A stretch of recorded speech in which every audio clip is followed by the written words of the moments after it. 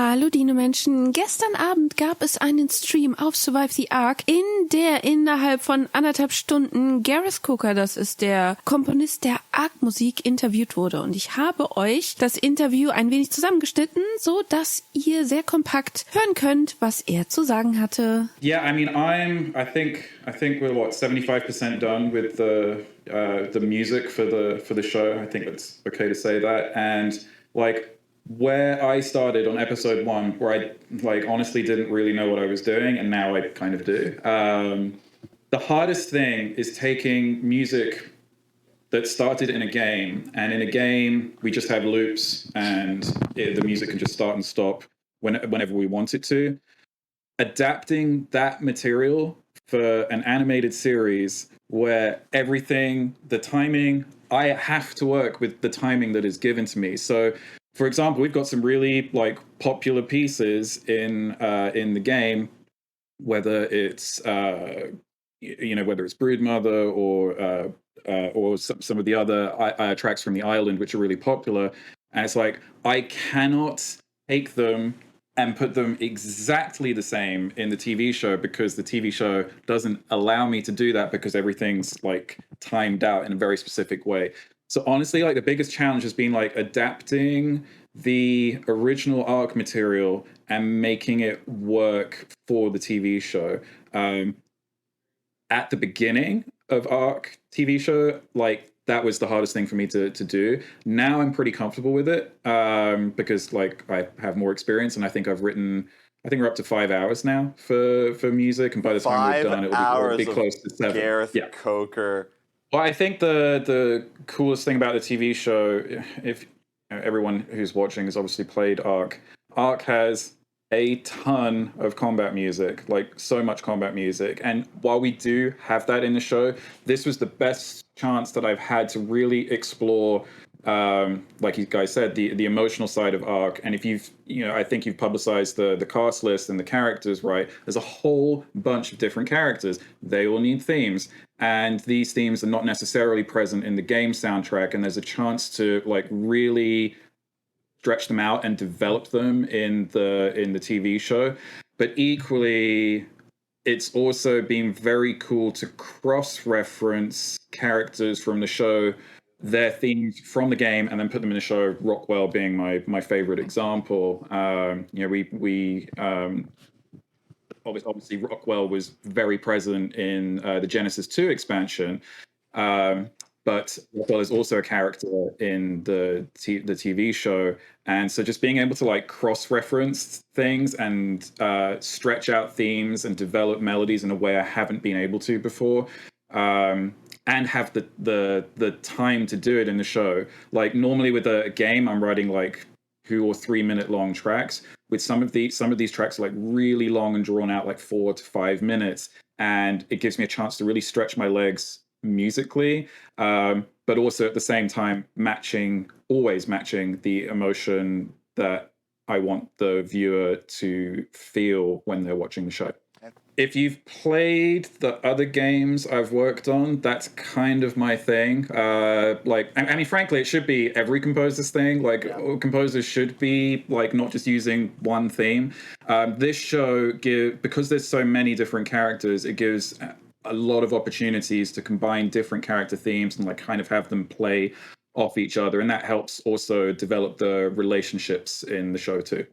I think what we'll do probably for the soundtrack is, I don't know yet. I haven't really thought about it too much because I'm still writing the music for the show. But we'll probably do a best of. But we'll also doing releasing literally all the music for every episode each time. If you look at Lord of the Rings, the new TV show, they're releasing episode 1, episode 2, separate soundtracks. So you'll have everything, and there is a lot of music, and I will say this, and I'm very grateful to the support from the team for this. No expense has been spared on the production of the music, so it is, in my opinion, pretty high quality. We've gone back to we're literally are recording in the same place where we recorded the ARK 1 game soundtrack. So I'm very, very experienced with that group now, and they've really done an unbelievable job bringing the music to life. And yeah, I just hope people I just hope people like it because it is definitely expanding the art musical landscape for sure.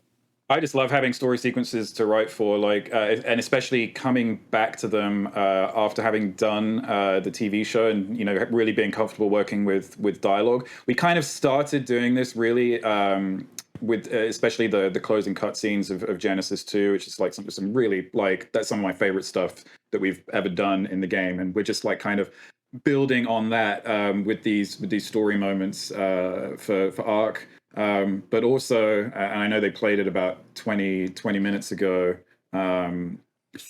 the finally being able to do the Scorched Earth Ascension music, which, like, I wasn't even sure I still had the Scorched Earth project files on my computer, because I like wrote that in I can't even remember when it was, like 2017 or something.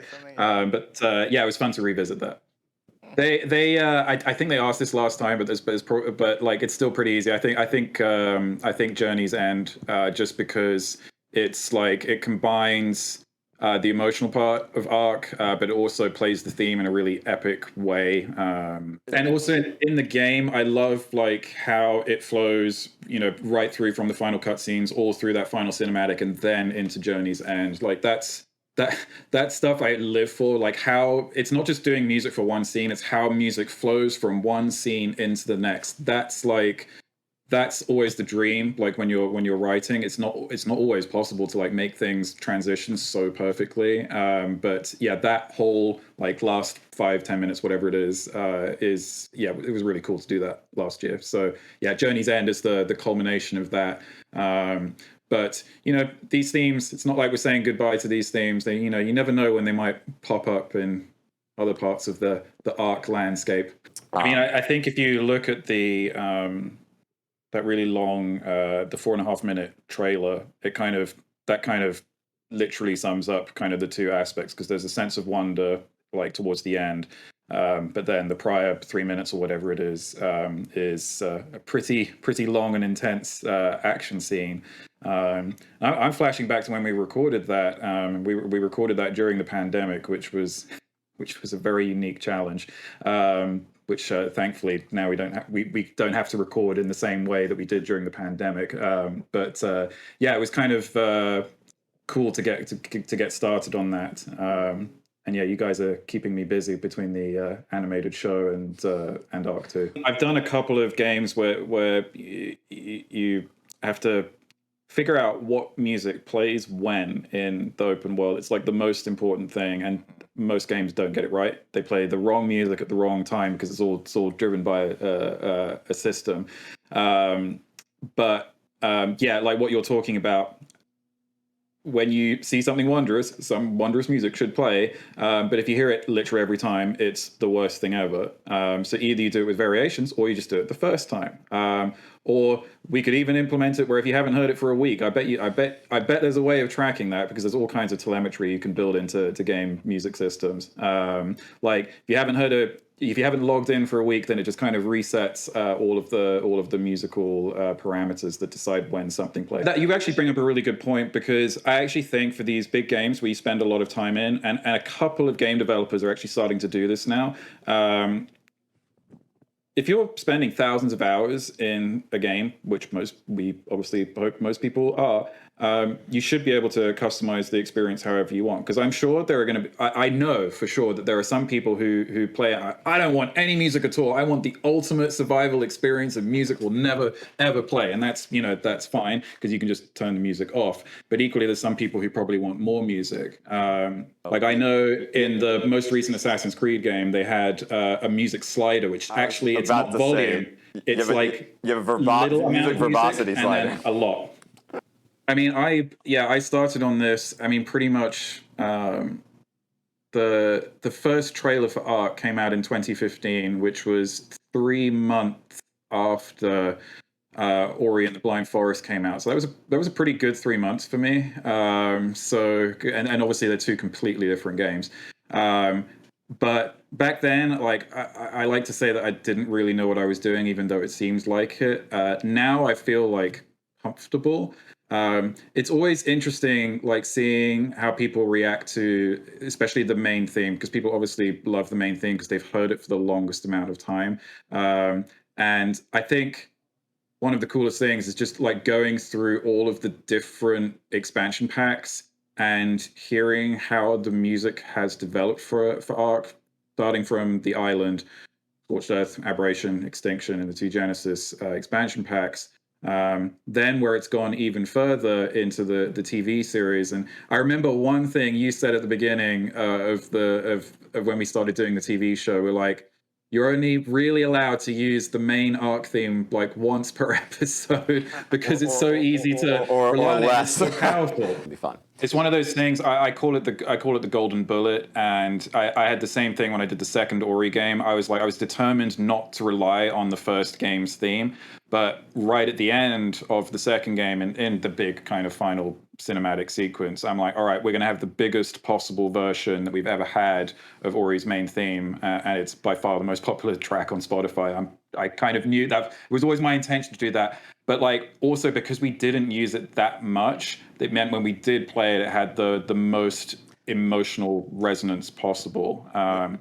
The cool thing about working with the ARK theme and developing other themes over the course of the last 7 to 8 years is that our fan base has built up an emotional attachment to some of this music. Like the amount of times I get messaged about the Aberration music, for example, but like even just the what themes that we can reuse from the game and play them again in a slightly different manner.